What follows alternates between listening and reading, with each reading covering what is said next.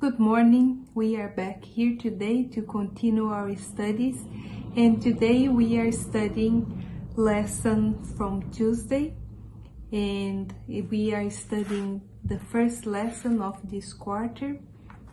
The general title of our lesson is The Steward, and today we are studying the topic that says positive attitudes. Question A. What should the Christian steward consider in the face of an economic downturn? We have the verse, it's well known, this verse from Philippians 4:13 that says, I can do all things through him who gives me strength. I can do all things through Christ who strengthens me, in another version. And also the verse from Romans chapter 8, verse 28. And we know that in all things God works for the good of those who love him, who have been called according to his purpose. So we need always to remember the promises that the Lord is available to give us strength, to remember that in everything he is working for the good of those who love him. So we need to have a positive attitude and trust in the Lord. Question B. Why is our approach to financial matters so important?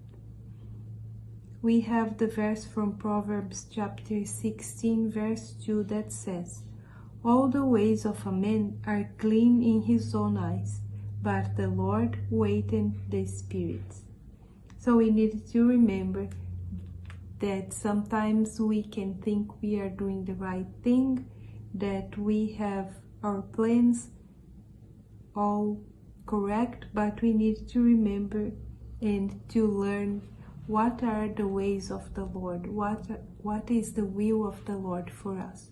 So this is important for us to remember, that it's important for us to have this approach about financial matters, so we can learn what are the ways of the Lord, what is the will of the Lord for us. Question C. What warnings come to Christian stewards with regard to our attitude and motives? Let's read the verse from 1 John chapter 2, verse 15 and 16. Do not love the world or anything in the world.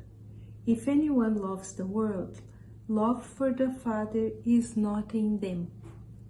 For everything in the world, the lust of the flesh, the lust of the eyes, and the pride of life, comes not from the Father, but from the world.